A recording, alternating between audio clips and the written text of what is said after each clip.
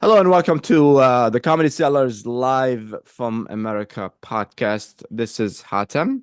Noam Dworman is unfortunately sick. I wish he feels better soon.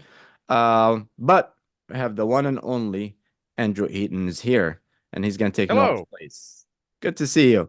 And in a few Large. seconds, or a few minutes, we will have comedians Bryan Torresdey, and he is a finalist at the Keenan Thompson Comedy Experience, and he was the producer and actor of the award-winning show Migrants. And actually, he is here. Look at that timing. Wow. I This was is great just timing. introducing. Yeah. So, Andrew, good to have you. We had a great conversation before this Good to be call. back. I'm also funny, but probably not as funny as Bryan. So think of me, listeners, think of me as like a supplement comedian on today's show. I think you're pretty funny, man. And I'm not as smart as Noam, but I am more handsome than Noam. It's So true. there's at least some balancing going on here.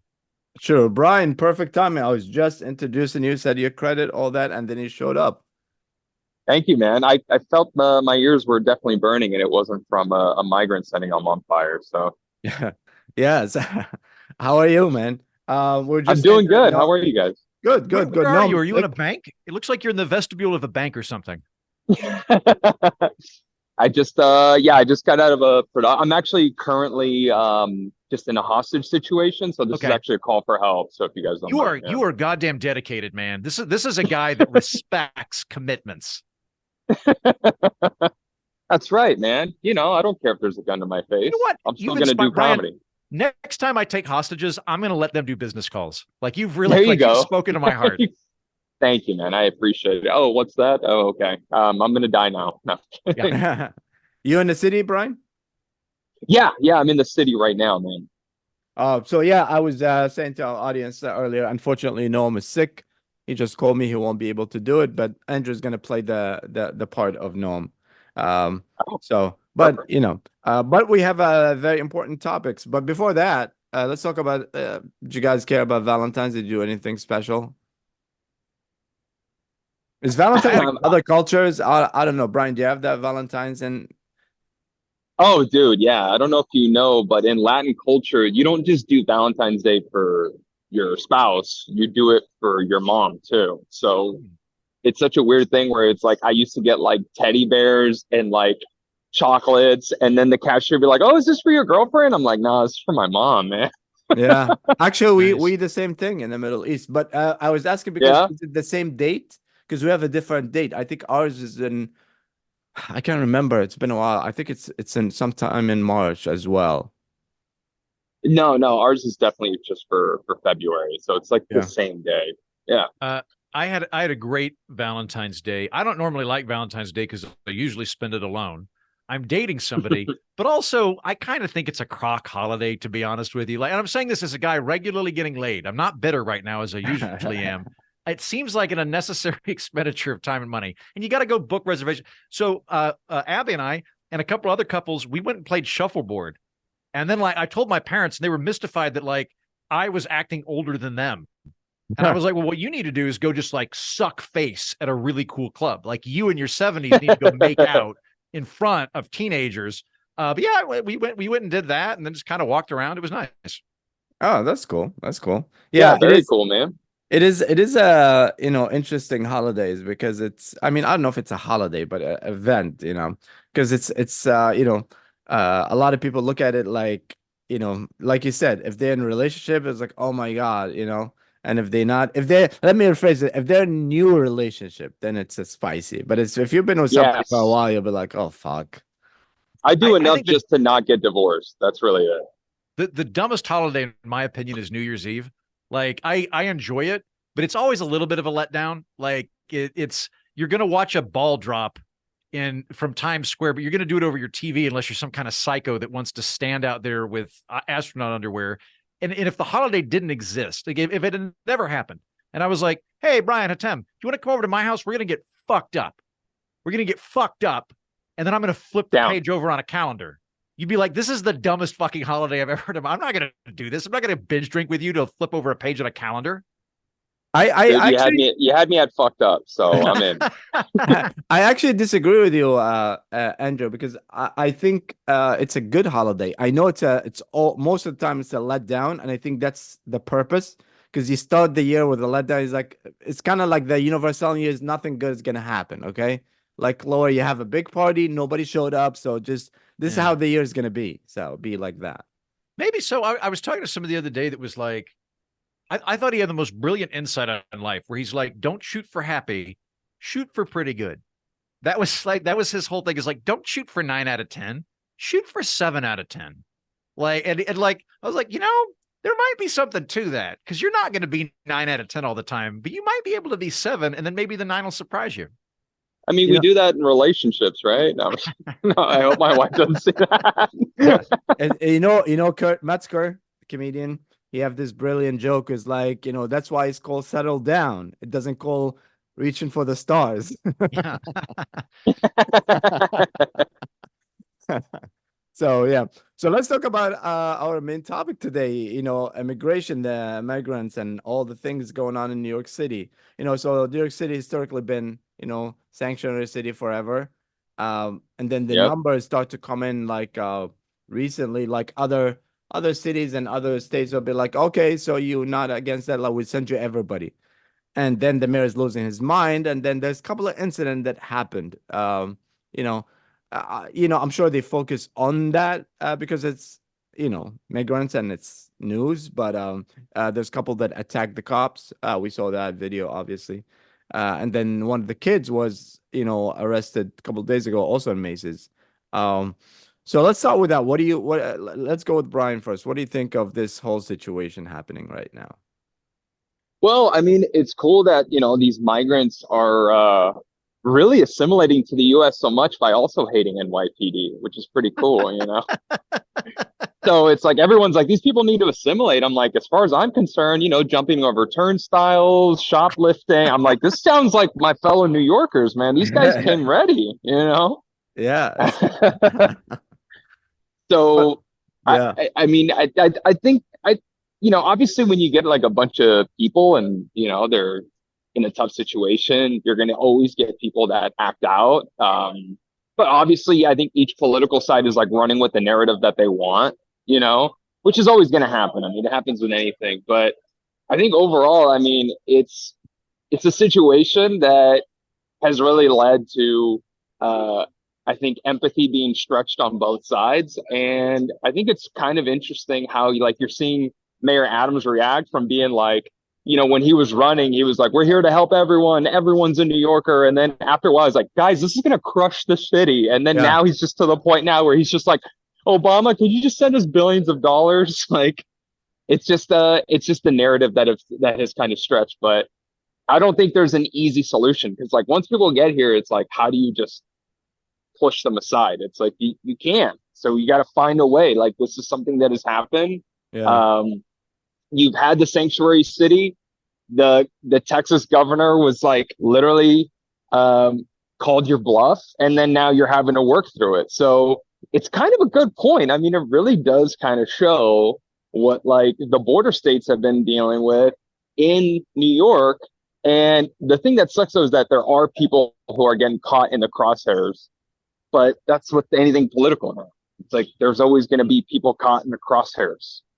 Absolutely. But I think he did make, in Texas and all the other cities, make a good point. It's like you don't know until you live it. But for me, like I love the fact that New York is always sanctuary city. This is something unique about the city. I think this is gave it a lot of magic in a way. But can we control it? Andrew, what's your thoughts on the whole situation in general? I broadly agree with Bryan. I think he's made some good points. I'm very pro-immigrant. I think we should double or triple the amount of people coming into the country. I find that people that need green cards are much more apt to date me in general, so I've always found it to be fairly advantageous. I think that the folks around the border in Texas have a point, not in the sense of like we don't want immigrants. I don't agree with that bit, but in the point of look, we have limited infrastructure available to us. We have limited resources available to us. If everybody's going to come here and then just stop, we've got a problem. And one of the things we ought to be doing at the federal level is trying to figure out how to more distribute the amount of people coming into the country, particularly coming down from the border that are doing so through amnesty. And the bit that confuses me is like I keep reading about how like Detroit and Philadelphia and a lot of the Rust Belt cities have become depopulated. They don't have enough people, and that's a problem. But we got too many people in New York and Texas, and I'm like, can we figure? I feel like we could figure this out. Like what I would do is go, hey, how about this? If you come across the border and you go to Detroit, we'll knock a year off however long you have to be here before you get a green card. How about that? Or like another thing we could do, you know how the Republicans are really worried about the deficit? How about this? Like if you want to come over and you give us $10,000, we'll just let you stay here. We'll put it towards the deficit. I feel like that would take care of a lot of stuff. Yeah, no, definitely. You know, if we take it one step at a time, like first of all, the border, the open border, you know, there have to be policies, obviously, to control it. I think there's difference between people just crossing the border and people applying for, you know, they have life crisis and they want to come in and stuff. You know, my position on the border was clear the whole time. You know, I was definitely for open border until I got in, and then now I want it to be closed. That you know? is a beautiful Did American you talk to my tradition. dad too, Hatem? Because I think No, that's the is it the same. same thing? That's the same thing. Yeah, It only takes one I generation feel for you to be like, I'm here, now shut it down. I feel a lot of immigrants are like that. It's like, okay, I don't want to be like, I want to be the cool one in the family. So, you know, but you know, seriously though, I feel like this country's built on immigration and immigrants from, you know, forever. And I don't think any generation should come in and say, hey, let's stop getting we want only America. Every American is an immigrant at a certain point, you know. So, but we have to, you know, control the border, obviously, 100%. There's no country that doesn't Yeah. control the border, you know? Yeah, that's the toughest thing too, is it's weird to see just the blowback within immigrant communities. Like I don't care so much of like left and right. I love like the subcultures. So it's like it's really interesting because my family's like they're all Mexican. And then as soon as they announced that the migrants were getting like prepaid debit cards, they get mad. They're like, "Well, we didn't get any of that shit. Like, well, why are they entitled?" So it's like it's weird how you have like cultures that are like normally very pro-immigrant, but the moment like one group gets like an extra layer of benefit, I'm like, yeah, but wouldn't you have liked to have gotten that debit card? Yeah. They're like, yeah, but I don't want them to have it. Like, I should have gotten it. I feel that's. Go ahead, Andrew. Well, I'm not an immigrant. I'm a fucking storm of mayonnaise, and my family's been over here a while. But the bit that I can relate to the angry immigrants with is I hate standing in line. I hate standing in line. If I had to stand in line for like 8 years and then a bunch of people skip the line, like I get homicidal when people skip the line in the movie theater. But like if somebody skipped the line, so I get where they're like, hey, we just walked through here and we had to do the whole thing. How come they don't? That bit makes sense to me. Yeah, I think you can think of it in a different situation, not just the immigrants, because I think this happens all the time. Like say, like if you talk about dating, like now there's dating apps. Back in the days, like no text messaging. Remember, you had to call the person on their phone. You know, it was like now you have to text. So a lot of times it's like that's not fair. It's you have it much easier. You know, you used to have one TV show. You have if you're waiting for the game, you're waiting for the game. You know, you can watch everything until that game comes in. While you can say like watch other channels, you can per-view, you can watch in your own time and pause it. Like in general, every generations get luckier than the one before. But also what built us as it's immigrants. true. Yeah, but what I'll built tell you it is a sign of the times. That's a good point of them. It's definitely things evolve, things get a little bit easier because before, I mean, what was the government handout? It literally was government cheese, bread, powdered eggs. Like it literally was like war rations. So we've kind of evolved past that and they've realized what's the best way to get the food that people want the most. Okay, it's prepaid cards, but the optics of that, it comes from a good place, but the optics is, oh, they're getting free cash when they get here. It's like, dude, they need money to eat.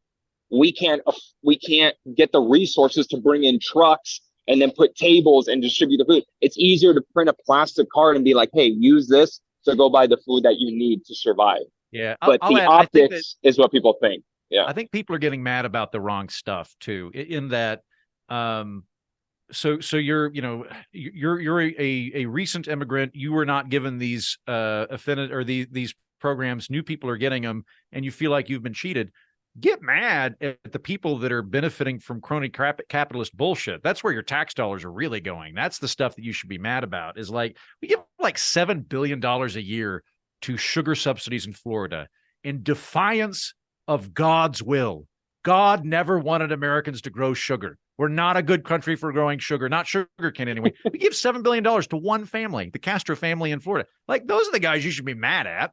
Or like every year the Fed wants to have a targeted 2% inflation. You know, the inflation thing, they've been doing that forever. They do it 2% every year. That's the goal. And they do it by giving money to banks. Like, that's been going on a long time. I was born in 84. Money, U.S. currency is worth half as much as when I was born. That's nuts. And that was intentional.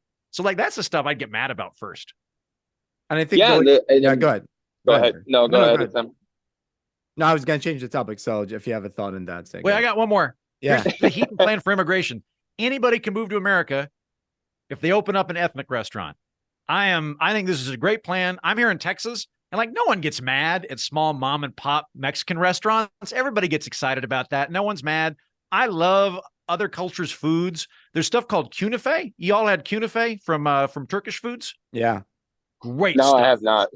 Go, Brian. When I get you out of that we're starting situation, I'm going to take you straight to a Turkish restaurant. They're great. I would risk terrorists to get kunefe. Like, I'd say, like, you know, it's good enough. I'd let some fucker sneak in. So that's my plan. Open up an ethnic restaurant. You can hang out in America. They're going to blow up either a tower or the bathroom after you're done eating. So it doesn't matter,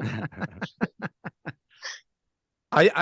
I think, the board, but seems like kind of what you said about, the banks and the inflation, stuff like that. Seems like the problem we have, we want the problem to continue. We don't want to solve it, because I think that you can, solve any problem that you want, the border, stuff like that. Like, if you use the army, you have the strongest army that you send to everywhere else. You have billions of dollars that you send to everywhere else, except, here, except the border. Why don't you do it the right way? Why don't you secure it and not put like do it in a human way? So there's some horrible thing. We had a guest Andrew, you were in that show, the white supremacy undercover. Oh yeah. And there was like, I wasn't the white supremacist, by the way. We were talking about them. Yeah. And there's militias where they go to the border and just shoot, regular people trying to cross the border. It's crazy. It's so I think, like, again, it's a problem that it's always up for debate. Like, I don't believe that the greatest country in the world cannot solve that problem if they wanted to. I feel like I have a sinking suspicion that the Republicans and Democrats in Congress prioritize getting elected over solving things. That they'd like to solve things, but they'd rather get elected if they had to choose between the two. And I think therein lies a lot of the problems here. I mean, like George W. Bush, for his many ills, was the last president to really push actual comprehensive immigration reform. And this is a Republican. Yeah. And he wanted to take people coming in from Mexico and Latin America and get them a guest worker status, where we catalog them and we get them a number and we get them into the system and we go, you're able to work here for 5 years, but you got to pay taxes or something like that, right? And they got shot down by the Republicans. And today, like, a lot of the things going on at the border, like, it might be expensive, but I'm surprised we can't fix it. Like, one of the things that would really help is get more immigration judges. One of the problems going on is that people coming in that are getting caught and either deported or claiming asylum, there are not enough judges to hear them. So they're just pooling up there. And it's a bottleneck. And like, that's an administrative function we got to fund. I don't like the government, but even I'm like, well, that seems like the kind of thing we got to give some more money to the government to, unless we want to have a big border problem. And it might involve that. The Democrats would tend to have that as a solution. The Republicans want to build the wall. It'd be expensive. Maybe we do both. Yeah, man, that's a really good point. And you go back, I mean, my parents got residency status with the whole with Reagan's amnesty bill. So it's one of those things where it does help, it's like, if you create a path versus just like putting up boundaries, if you create a path that like actually helps speed up the legality process. So, you want people paying more taxes, you want all of these things. And you're also making a point. It's like, I keep hearing that the population levels are dropping in certain areas. And it's like, you have a good, healthy workforce that wants to come here and do something. Which, then, by the way, we've got let's a make lot the of process easier. easier. Cash out on Social Security. That's going to be a big thing. We got a lot of old people that are cashing out on Social Security. You're absolutely right, Bryan. Like the Europe and most of the developed world is declining in population. Japan is plummeted in population. China is about to plummet in population because Mao South had the Korea, whole no one gets to have any aunts or uncles policy for 50 years. And what tends to happen is with the exception of Mao, enforcing one-child rule, usually when countries' economies get good enough that people aren't doing subsistence agriculture where you need to have a big family of 5 or 6 people, they end up having 1 or 2 kids. And that becomes pretty common. And it's not a bad thing. It's a sign that the economy is doing well enough that people go, I'm going to focus on 1 or 2 kids, and I don't think they're even going to die. So I don't need to have backups. But America would be that in terms of the people born here. We have similar birth rates to Europe. The only difference between us and Europe is immigration. The only reason that we are not in a really big demographic crunch is because of immigration. And when you look at the data on immigrants too, immigrants have a lower criminality record than native-born Americans, and they have a lower access to welfare than native-born Americans. So I look at them and go, I think that there's a legitimate argument to be made that if they're pooling up at one location, that's going to stress local resources and it's unfair. That's fine. But overall, when we're talking about immigrants as a concept, they're great. They help the economy. We need more people, and they're wonderful on average. And it's one of those things where you bring up a good point. I'm gonna try to keep this as funny as possible, but it's so funny to me where it's like I lived in California and there was like a whole group that was trying to stop a migrant bus with children, by the way, that were like going through Mexico and they needed medical attention. They tried to block it, and it was near San Diego. And you have people who are upset. And I'm like, do you realize you're in a city that's called San Diego, Spanish, and you're mad that Latinos are returning to like get some sort of like, you guys, all of this used to belong to Mexico. It's the funniest thing where it's like the United States took an entire portion that was rich in natural resources like Texas, the oil, everything, and took it from a country because they just decided that was their destiny. And then you're putting up all these boundaries to like help less people after you did that. And well, Bryan, I got to weigh in here because I live in Texas, so I need to set the record straight. What happened was a bunch of white settlers like Davy Crockett, fine, upstanding Americans, moved to Texas and were invited by the Mexican government. And the Mexican government said, we are very happy for you guys to move to Mexico. You don't even have to learn Spanish. We do have one rule, no slaves. You can't have slaves. And those guys went, fuck you, we'll become our own country. And that's how Texas, and then after a few years, Texas joined America. Yeah. So it's a really peculiar thing. And I think it's also just lack of context. Everyone talks about like in the Middle East, like the history, right? Like that gets thrown out there anytime conflict is brought up, but it's like, there literally was a land grab war in our own country. And as far as like Mexico goes, like they were kind of okay with losing the war and everything, but also all of a sudden you're saying that they have no right to at least come back. You're like, dude, they had family generations deep in these cities and they had to abandon them and then move to southern Mexico when they lost the war. So it's an interesting thing, and that's not even mentioning like the destabilization of countries in Central and South America that kind of led to a lot of these migrant crises. Well, yeah, like, one of the things we could do that I think would help dramatically with that is end the drug war. This is where I'm getting into like weird zone here, but like, who you don't see shooting a lot of folks over crime? Wineries.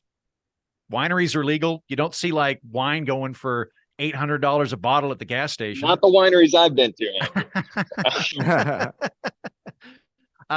But we've declared war on drugs. We did that under Nixon. It's a failed war. By the way, people are getting plenty of drugs. There are plenty of drugs. I can't get it because I look like a narc. Bryan probably could. So like maybe next time I'm in New York, if I want drugs, I'll hang out with Hatem and Bryan. But we're definitely That's actually what I'm doing right now. Hey man, you want an eighth? You're just hanging out in an alley waiting for an 8-ball. Thanks, man. Yeah, pick me one up, would you? I'm more of give me some Viagra and Adderall. I feel like those are the drugs I should be on at this point of my life. But like that's those a good white guy drug. Yeah, white guy drugs. That policy makes it so lucrative to peddle the drug trade, and there's no legal recourse. So what do people do? They get armed, they form drug cartels and shit, and it destabilizes all these countries, and they want to come up. If you get rid of the drug war, you treat it like a medical problem rather than a criminal problem, the profit would just bottom out on all that shit, and you'd find that those other countries would be more stable. The other thing we could do, by the way, is quit subsidizing our agriculture.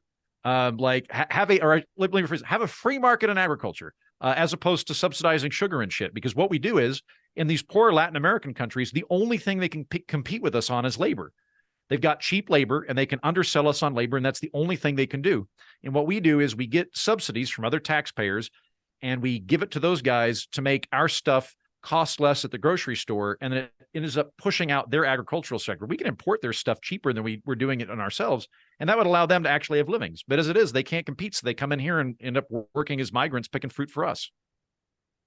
Yeah, that's a really good point, man. And that's the one thing. It's, Mexico's economy is going up. They're getting a lot of the labor that was normally in China. They rebuilt a lot of factories. Tesla built a factory in the town that my dad lives in, Mexico, and their economy is doing better, and that's why a lot of the migrants are not even from Mexico, because they actually have the jobs there that are moving from U.S. manufacturing. It's a lot of people from Central South America, and then you're also getting people that fly from like North Africa and stuff like that. So it's a weird thing, because it's also a lot of Russian immigrants. That's what they're starting to see too. Yeah, but we don't care if they're white. Yeah, they don't report those guys. One more bit of it. So, like, the Russians are a good example of this, right? People that flee authoritarian or communist countries tend to hate communists.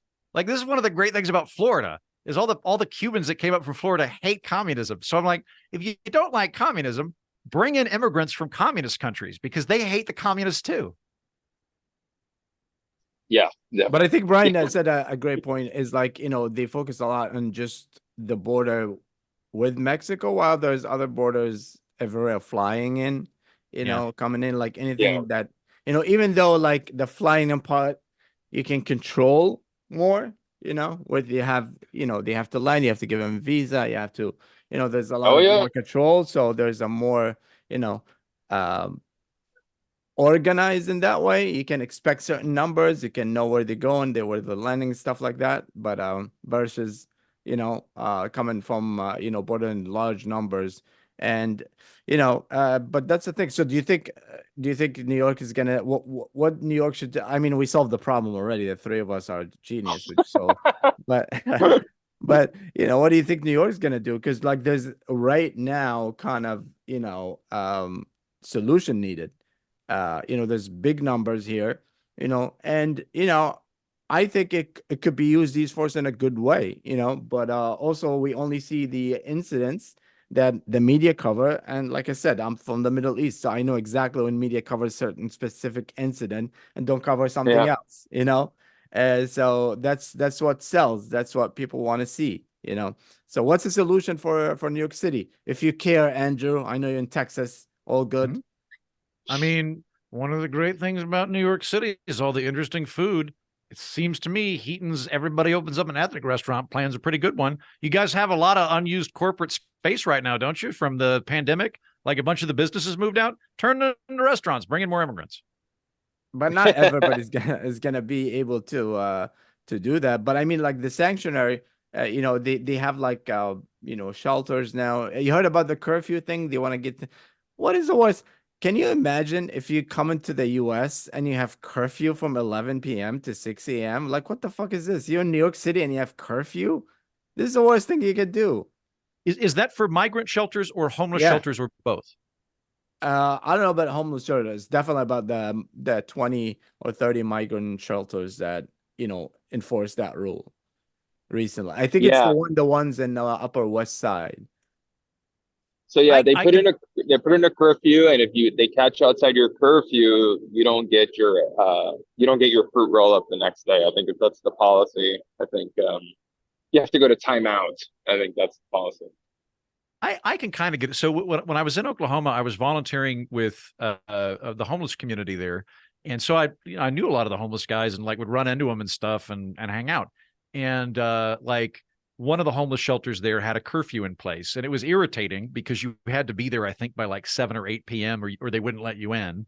But I think that the reason they had it, I think, was that they knew if you could come in at midnight or 1 or 2 in the morning, that drunk people or people that were on substances would come in and kind of ruin the stability for everybody else.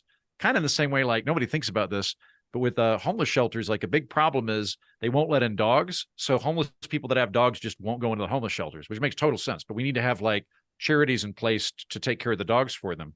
But that you get where they're coming from. You don't know the dog. You don't know if it's been vaccinated. You don't know if it's got violent or whatnot. So I can understand why there would need to be some kind of curfew there if there's like a specific, like, you know, drunk problems or violent problems increase after midnight, something to that effect. Like, I don't really have a problem with the fact that liquor stores close at midnight or whatever, because most of the data shows that if liquor stores are open till like 6 a.m., like between midnight and 6, people are just buying liquor to get fucked up, and everybody else just buy it earlier. Yeah. Yeah, have you been keeping tabs on my Uber Eats orders? Is that what you're doing? Are you calling me out there, Hendrik? No, Yeah. is that what it is, Hatem? It's you can't go into the shelter after a certain hour because that's kind of like every policy. I mean, dude, have you ever tried to check into a hotel room before 3 p.m.? They're such assholes about it, dude. No, I pay for a whole day and I gotta wait till almost the evening. The whole day's gone. but imagine you're in New York City and they tell you, okay, from 11 p.m. to 6 a.m., you cannot be out. You have to be here. It's like, damn, you know, like this is. Yeah, I think that is a little wild. So if they catch you on the street as a migrant, like that's it, they arrest you, or what do? You just get a ticket, an infraction? I don't know. I mean, the new video that leaked about the attack on the cops, you know, was them trying to also kick them out from Times Square to go somewhere else, you know, and they were just hanging out. You know, again, they should not have, you know, obviously you don't attack anybody, not just cops, but you know, the way it was done, 100% wrong. And the fact that the they cop also let them escalated, go. right? Like, I can't believe they let them go. Like, you cannot do that. Like, they attacked the cop, they attacked the system, they attacked the law. So I think they should have been arrested at that point. What do you think, Andrew? I think it's a domino effect. Oh, Yeah. sorry, Andrew, go ahead. No, go ahead. Well, I've not been following this as close as you guys. I don't live in New York, but as I recall, the initial wave of that story was that some migrants beat up some cops and then they let them go.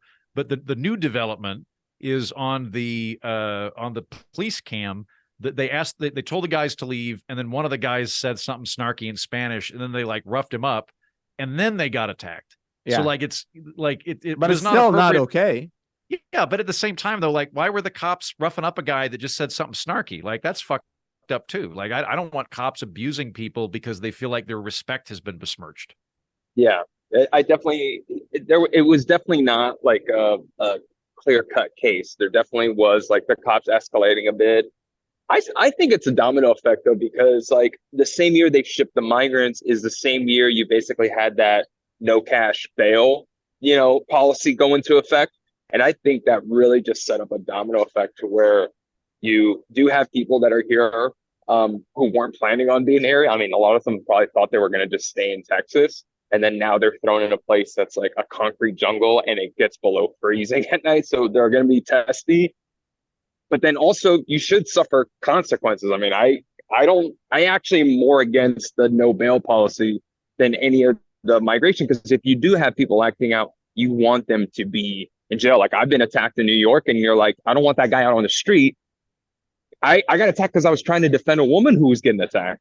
Yeah. So it's like, you want that guy to be off the streets, period. You know, so it's like, I think it's just that the optics were so bad where it's like you have the migrant crisis, which already is a fuel fire, and then you pour more gasoline by doing the no bail. So it's the visual of them fighting cops, getting released, flicking off the camera, which does not help. But what do you expect? They're teenagers, you know, they're 21. They're all arrogant idiots anyways. So it was just like a huge domino effect that just literally just set people ablaze on how they feel about the policy. But yeah, I think the no cash bail, I don't think there's any immigrant that's for that. That's one of those things where it's like, it's too left wing, where people who Wait, are is so attacking I'm people. not familiar with Yeah. no cash. Is no cash bail where the judge decides if you're a flight risk or not and lets you go based on that, or just bail based honor system? Yeah, it's essentially before is if you couldn't afford bail money, you would have to sit in jail until your court date.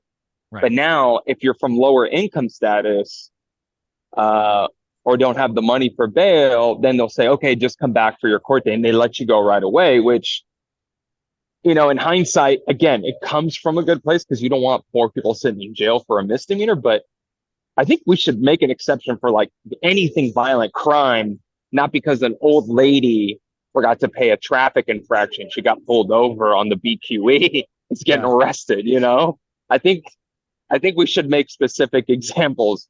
But yeah, that's what it is. So it even applies to migrants because Yeah. that's And I think it's that's the policy. especially in a case like this. First of all, you shouldn't insult the police if you just, you shouldn't insult anyway. But even if they're wrong, because now that's the idea of the body cams and all that.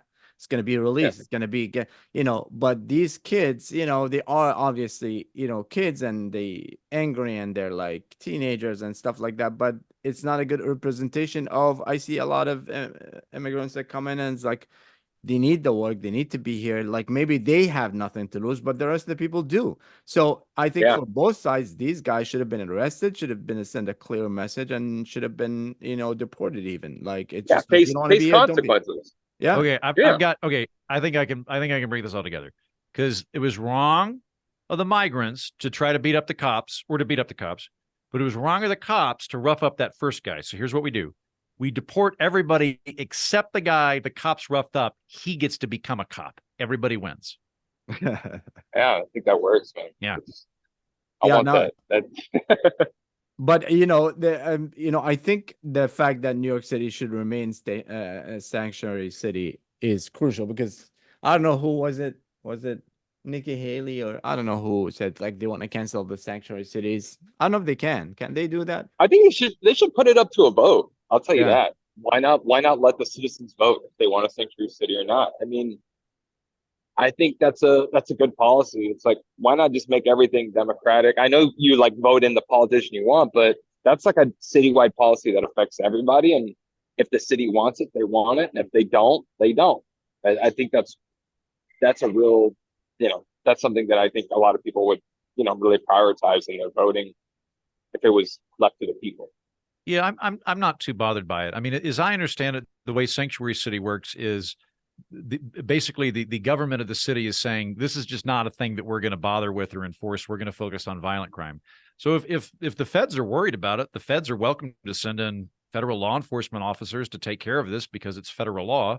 But the city has said we're just going to deprioritize this, which like prosecutors do regularly. Prosecutors go, look, don't worry about kids in college that get busted with pot. They're really not a big problem. So I'm not too bothered by it. And the idea, to answer, I think, Bryan, your question, I think what theoretically could happen is that if you had a Republican Congress and a Republican president, they could like suspend federal aid to cities that are sanctuary cities and say like you don't get to get any of the various programs, food stamps, Medicaid, or whatever. So there is a way to punish them for it, but I don't think it's going to happen. Yeah, I mean, it goes like with one extreme. Like, I think the sanctuary city policy, like, I definitely think that more people would be more active in it if it was left to vote. But then you also get like the extremities too, where it's like these cities, the mayor gets to have a lot of power, and we saw that especially during the pandemic. And then you had in other cases with Arizona where they literally can pull people over based on how they look and if they're undocumented or not, which is crazy, So there's a hard left and a hard right on this issue. But I definitely think that you're right. Like the sanctuary city thing, leave it up to people and live with the consequences after that. Yeah, that's gonna be an issue. But anything that organized should be okay. If you actually put your head together to have a system, and take the bad apples out, you'll be fine. But I don't know. I like now everybody's like it started as making a point where like whenever migrants like go to a place like Texas or Florida or whatever, they just ship them to New York. But I think now that become a brilliant solution for Texas and Florida, is just to ship them to us, So, which is, I think I'm, anyway, it's good for them. If I would move again for the first time ever, I would want to be in New York City, where there's different cultures, different people, different stuff. Not like I don't want to be like the first people to see is like Andrew's people in Texas. That would be Yeah. not Whereas, fun. I'm really racist. The last thing I want to do is run into Hatem. So I moved out here to the bigot hey, state you to make barely sure want I to be could on this be. Zoom call right Yeah. now. Dude, I mean, I'll be honest with you, man. I saw videos of like the migrants freezing in Chicago, like once the winter hit. I'm like, guys, what the fuck did you think was gonna happen during the winter? Like, if you're in Venezuela, the coldest it gets is like 75 degrees. Now all of a sudden you're in a place that has like a wind chill factor of like -40. I'm just like, hey man, you want in America? Here's your America. Yeah, that's the price you gotta pay. You never know. That's one of the things is like also like I think this is one of the things that immigrants especially know it is like wherever you land, like whatever you end up, like if you come to New York versus Florida versus Texas, but whatever you're gonna end up like this is your first America that you're gonna see, it's gonna change your life dramatically. It's gonna take a different direction that you never know. That's gonna be you can put a twins, one in, you know, Yeah. California, one in like New York is gonna be two different things, the experience, the people that because you are forced to do certain like when we first move in, like I said, there's no apps, the only thing that was back then was Craigslist, and you flip a coin, you can get killed or get a job. You have no idea, you're just gonna go anyway. There's no phones, there's no taxes, so you look for the job, you know what you have to do? You actually walk and ask for a job. There's no send resumes, Dude, it's there's so no true, man. mess. This country was better when Craigslist was our go-to for everything, Like everyone complains about Amazon. They're like, "Oh, Amazon kills businesses." I'm like, dude, Craigslist used to kill people, Yeah. Like that's It's that's the true. one thing. And I, and Craigslist was the first one to, you know, one source to get everything from. You can get, a job, you can get your girlfriend, you can get your house, you can get your apartment, you can get whatever you want. Everything was there. Craigslist. It was like, and you never felt weird when you're on Craigslist, right? Even the design of the Craigslist looks like it's weird. It's for weird people. And I just read this article. It's so funny how Craigslist, I haven't been in Craigslist for a while, but they never changed their design. It's the exact same thing. Still that like GeoCities 1998 Yeah, and it's hypertext. that blue underline. It says like, "Hey, we're still as Like a weird as we government, yeah, website. are. We're still as weird as we are." So, Bryan, you have a show, Migrants. What is it about? I didn't get to see it yet. So yes, I It have a started as a series movie, out. right? It's a no, it's actually it's a web series. Okay. So Migrants is essentially a parody of the New York City migrant crisis. So basically, my idea was, when this was first announced that the migrants were being shipped from the southern border to New York, I immediately just thought of how could we make this funny. Uh, and the whole premise of the show is you have like two naive Brooklyn hipsters that set up this fictional migrant integration initiative. So their goal is to help the migrants resettle in Brooklyn. And my whole thing was, if you have a woke hipster trying to teach a migrant about pronouns, I think that's a good recipe for comedy. So we built a whole series from that. And our first episode, it went viral. We got it into the New York Latino Film Festival, which is presented by Warner Brothers. And we actually won at the Georgia Latin Film Festival for Best Series. So it's a straight comedy. It's done like a mockumentary. I play one of the migrants. His name is Guicho. He's from Mexico. And, people have shared it online. Their clips have gone viral. People love it. And yeah, we just took a premise that's happening in the world right now. It's still in the news, even when I produced it a year ago. And, people are just, they connected with it. They love the juxtaposition of, Gen Z with like kind of old school Latin I machismo. I feel like a lot of the stories, being, immigrant as well, is like a lot of stories are real stories. A lot of stories, Yeah. like sometimes you'll imagine stuff, what if this happened and stuff like that. But a lot of the stories that, I remember there's so many shows that when they first started and getting into comedy, people will be coming and, I'm not a comedian, but I was, I'm a producer, a manager when I managed the Cellar back in the day, and I had a lot of my friends that they were like writing shows. It's like, oh, tell us about, certain things, and they tell them stories, and they change the show to make it like that because it's just so funny. The idea of things that happen to a lot of people, but even like one of the greatest movies, like Coming to America, like all these Yeah. things, it's just like, the actual shock of culture in, it's not the fact that it's a warning for the immigrants as much as it's like it's a look at the American culture and be like, oh, really? We're really like that? Is that what we're trying to teach? I think Andrew would be great in that show.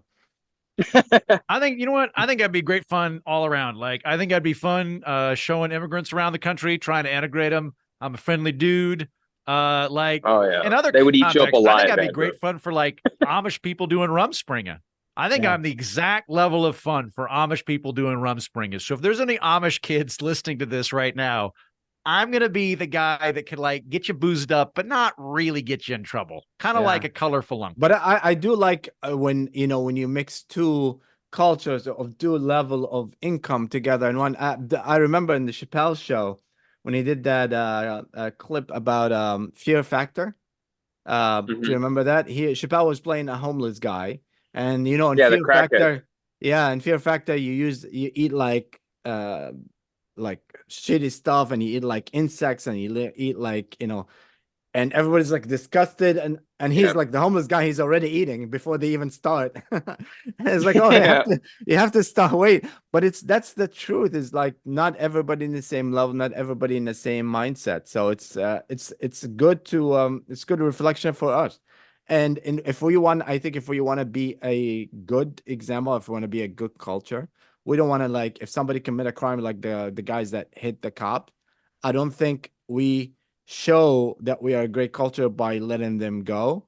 I think they should be punished, and I think what we should do as a good culture is to take those who really wants to be here and help them, and the thing is about immigrants is that they just need you to put them in the first step, and they'll take care of everything else. We work hard. Yeah. Yeah. I mean, dude, when we did the show, it's like we wanted to kind of do like a commentary on like every point of view on this issue. But it was always done with the goal of laughter, right? Yeah. So it's like comedy was like the main goal. So through that, you can really kind of showcase and hold the mirror up to a lot of people. And using satire, we were able to kind of tackle the show and help people kind of see like the ins and outs. And since it's done from a real perspective, right? It's like not like, a TV producer is detached from it. It's like we're able to really kind of connect with a good audience online with it, which is the best part. So yeah, I agree. I think you talk about Coming to America, you talk about portraying characters from a realistic point of view, and when you do it through like that comedic voice, people really kind of see it differently. Which that's exactly what we want. It's like we just want people to laugh, and whatever you take away from it, you take away from it. But it's like everybody gets attacked. The left, the right, center, progressives, Republican. It's like, let's just go after everybody, which I think how good Bryan, comedy should God be. bless you for being a laughter first comedian. I really do respect that. I really do respect that. Of like, look, our job is to make fucking jokes. We have a viewpoint, but the job here is to get jokes across and get people to laugh. Oh yeah. Maybe the viewpoint will bleed through. We're not making propaganda that we lubricate with humor. But listen, No, I do think I that would this is the never do best that. way. I think that's why stand-up comedy is a great art, because it's the first thing to break into that very hard situation when there's a very tough situation, the very sad situation, just to break up with that laughter. Somebody's laughing, because of the joke is too funny in that reflection that comes from it. I think it's easier to make people cry than to make them laugh. You can put a video together in 5 minutes of the most horrible things in the world and some music. Writing jokes everybody's is gonna cry. hard. It's very difficult to write a lot of good jokes. It's tough. Yeah. That's why clapter is more common right now, because it's a lot easier to do clapter than it is to write something funny. Yeah. That's so true. Yeah, it's easy, and I think the one thing I never want to be accused of is like going for like the clapter joke. We saw that, I think, the worst version of that while Trump was president. Like, you saw a lot of comedians that I respected, and I'm just like, dude, you're really going for that joke? Come on, man. Like, anybody that someone says at their work meeting says that joke, you know? So it's like, yeah, I think you're doing a disservice by layering your point of view ahead of the material. And I think the material should always be the number one thing. And if you're funnier, man, people are going to take away what they take away. That's not your job. Your job is just to be, especially comedians. Well, and those are ultimately the most successful comedians too, in terms of both getting the laughter and getting the ideas across, right? So like, you go back and you watch like early Daily Show, early Colbert, they were really fun and funny, and they had a viewpoint. But like I don't know if the Daily Show still does, but back in the original Jon Stewart era, they had a rule in place that if a line was put in the script in order to elicit applause, that they would strike it, because they weren't going for applause. They were going for laughter. And that made them incredibly potent, both as comedians, but also getting your idea across. Because like, humor is a great way to get your idea across, because like, if you're arguing with somebody, you get adrenaline, you get cortisol, your hackles get up. But like, people they'll get on board with you for 25 seconds to hear the end of the punchline. They will come on board. And like Bryan said, you know, maybe they'll take some of it, maybe they'll reject it, they'll have their own spin, but like, humor's really good at it, but you got to focus on the humor. Yeah. And that's the one thing, like, we got on our show, like I look at the comments, and there are people who don't agree with like what's the Migrant thinks, but they love the characters. So they like root for the Migrant characters in the show. And then, you know, you're like, they'll even say though, like, I vote Republican, I think, but it's like, this is such a funny show that they can, again, it's like, it's suspending disbelief. And that's really what comedies used to do. When people on YouTube go, I politically disagree with this, but it's really fucking funny, that's like the highest praise you can get from the monsters who comment on YouTube videos. And I did the Babylon Bee podcast, and you know, they're all, you know, it's more of a conservative fan base, but they love the show, and they get what they get out of it. They're like, oh, you're making fun of like the woke hipsters. We make fun of them too. You did it so authentically. And it's like, yeah, so now you're laughing and rooting for the migrants against the people, you know, against the woke hipsters. So I think that's the cool thing with comedy. It's like, you can make people rethink certain things. Again, laughter first does that, not agenda first. And I think it's also important that the people that feel, because I've seen so many shows, you know, about different things, like if, like, say, the Middle East or immigrants, or, you know, and if it's done, you can always tell if it's done by people that actually live the experience or people that have not. And just, so there's two different, so there's some things that funny but insulting to cultures, and it's actually not really funny. It's kind of like haha in a movie funny, and that's it. And there's those that's done, that comes from pain, comes from suffering a little bit, comes from understanding the culture and stuff of the people, comes with like knowing that you have to deal with these people when you come in, and you know, that usually gets the best shows and gets the best laughter and gets the best you know, reaction to it, you know. I agree. I think when you come at it from like the culture that you know, and you're telling stories about that same culture, that's when you can get into the minutia and really create something that leaves an imprint on people. Like, you know, like Scorsese directing Goodfellas, you know, it's about American mobsters, or Coppola directing The Godfather. They grew up in Italian American households. They knew the details, and that those movies left an imprint on everyone who watched them. So it's like, again, you're right. It's like, it has to be within the same culture telling the stories, because they're done authentically and they're done with love, and people feel it when it's authentic versus when it's reproduced. Yeah. And just to be clear, this is until you make money. Once you start paying you millions, you do whatever the fuck they want, you know. I'm ready to sell out tomorrow, dude. I really am. Yeah. So for anybody listening, if you want to offer a couple of mils for the show, listen, you'll do it your way. But yeah, speaking of comedy, and then we're gonna end soon. Jon Stewart is back. You know, I'm very happy that he's back. I think he's brilliant. I don't know if you have the same writers, but I know that you have the same personality. I think it's perfect to come back in the election year. Have you seen it, Andrew? What's your thoughts? I have not, but I'm by excited. the way, you know, they have different host for the Daily Show now. Like every few weeks they switch the host. I think you would Oh, be a great really? host. I would love to let him know. I'd Yeah, love to do it. you want me to make some calls? Make some calls. All That'd be right. pretty good. Yeah, it's a long Not list, but bad. yeah. But yeah, what Yeah, do you Yeah, what do you they I'd thoughts on move Jon back to New Stewart? York to do that for a month. Oh yeah. What do you think of Jon Um, Stewart's coming back? Have I'm you I'm watched his excited that show? he's coming back. I'm a little bit worried about it because the clips that I saw of his show on Apple, I was not really blown away by. I think that I don't know if this is a thing that comedians age into or if this is just in the water right now. I feel like a lot of comedians I really like that I think are brilliant comedians sort of transitioned from doing really interesting, funny stuff to like just kind of doing their own personal New York Times opinion piece that is pretty bog standard and then adding jokes to it. And I don't like that. And I don't want to see that happen to Jon Stewart. Although I've not watched the clip from his return yet. I'm told it's very funny and that he is bringing back that original fire. And I hope he does.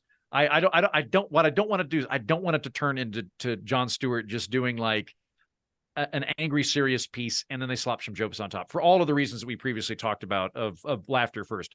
But I'm told that his return has not been that his return has been funny Jon Stewart. Brian, any thoughts on Jon Stewart's coming?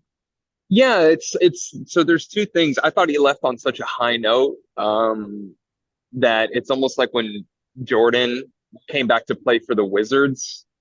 It's one of those things where like you left on such a perfect ending. The show was still at the top, it was still culturally relevant. And then, to come back, it's almost like taking that moment away. I understand why he came back. I think his Apple show didn't do as great as he wanted it to. And I think he was trying to maybe go for more serious experimental stuff. But when you know him so well from like doing like, an entire piece on like New York versus Chicago pizza, which is one of the funniest pieces ever done. If you guys need to check it out on YouTube from the old Daily Show, for him to come back, it's almost like, man, I don't want to see, when you kind of see like, your favorite athlete come back and then they do worse and it just kind of stains the legacy. I also kind of wanted the torch to be passed on to a new voice. I think there's a lot of great comedians out there. I think Comedy Central just realized what the Daily Show's become. Unfortunately, I like Trevor Noah, but I don't think he was the right fit for it. I think at the time it was a safe fit, but you could tell he didn't love America. He wasn't American, Yeah. And I've gotten tired of hearing foreign voices do American politics because they judge it from the outside perspective. Like, oh, like you have what's his name that does Last Week Tonight? It's a British John Oliver. John Oliver. Yeah, Trevor Noah was South African. It needs to be an American voice because at the end of the day, you have to say, look, I love this country. This is my country. This is my home. And I'm here to make fun of mom and dad. It's like, this is your home. You make fun of your parents. But when other people make fun of your parents, it doesn't feel good. Yeah. So, with Jon Stewart, I hope he's able to kind of bring Daily Show back up. I don't know if that's their plan. And then pass the torch to a good, solid American-born comedian. I'm excited. I mean, I think it's cool. I used to watch the Daily Show when I was a kid, like in high school. So I've watched some of the clips that have come out, and it is funny. It does feel like more of a throwback. So he's got the energy, he's got the delivery. I don't think there was anybody who did sit down political humor better than Jon Stewart. So it's cool, man. I mean, he's a legend, and I'm excited either way. But let's see what the future holds. I think that it's I always, when you are such a great performer or player or whatever, people will always wonder what I wish he was here. Like I remember when the Trump Biden election, everybody was saying, oh, I wish Jon Stewart still had a show at the Daily Show still. So that makes you like even more legend. So you could leave it at that and leave it to people's imagination. But then if you are a performer, if you are a real talent, you have to come back, especially on a year like this, So I'm rooting for him. We'll see. I think it'll end up being good. Yeah, But, he's gonna. I think he's gonna do great. And even if he comes back and is half as good as he used to be, that's still an awesome voice to have on the air. And I hope if Trump does win, he doesn't go into like the full anti-Trump mode. Um, I I hope he's able to kind of in the past hit the both sides angles, which I think is better. It's like, and it's not taking up one side against the other. I think it's kind of making fun of everybody in between. I'm fine with him being anti-Trump as long as he's not all of them. I'm fine with him being anti-Trump as long as it's not lazy anti-Trump humor. So, like, let's just as a species, as comedians, let's just all agree we're done with orange jokes. They had their time. They were very funny. Ha ha. He's orange. His hair is weird. We got it. The hair is weird. He's kind of dumb and he's an asshole. Got it. All right. We've all got that out of our system. Come up with funny jokes. Just don't do the low-hanging fruit that's been done a dozen times already. Like, that's kind of like, I love Steve Colbert. That's kind of my problem with when I've watched him the last few years is I'm like, I agree with what you're saying, but I don't feel like there's been a particularly funny joke here. It's just, he's dumb and he's authoritarian. Yeah. Okay. Yeah. Can you come up with something? Yeah, I agree. Let's go for the higher IQ jokes. Yeah. And let's leave it at that, since we managed to solve all the solutions. Now we have we solved the border problem. I don't know if New York is going to be a bigger problem soon, but they have to come up with a solution somehow. I don't know what it is, but that's why people elect people, because now it's their problem. No fooling. I'm actually going down to McAllen, Texas to check out the border situation. Wow. Through Wednesday of next week. Yeah, I got invited to go on a press junket. So I'm going to go down there and meet with border security guards and some local churches and things that bring in migrants and talk to them. So I'll let you know what I find out. Oh, that would be awesome. When you see my cousin, dude, can you just tell him to pay me back the $80 I let him borrow? Yeah. Anytime I see anybody that looks like you, I'm going to grab him by the lapels and be like, "Give Bryan his goddamn money." I'll do it multiple times.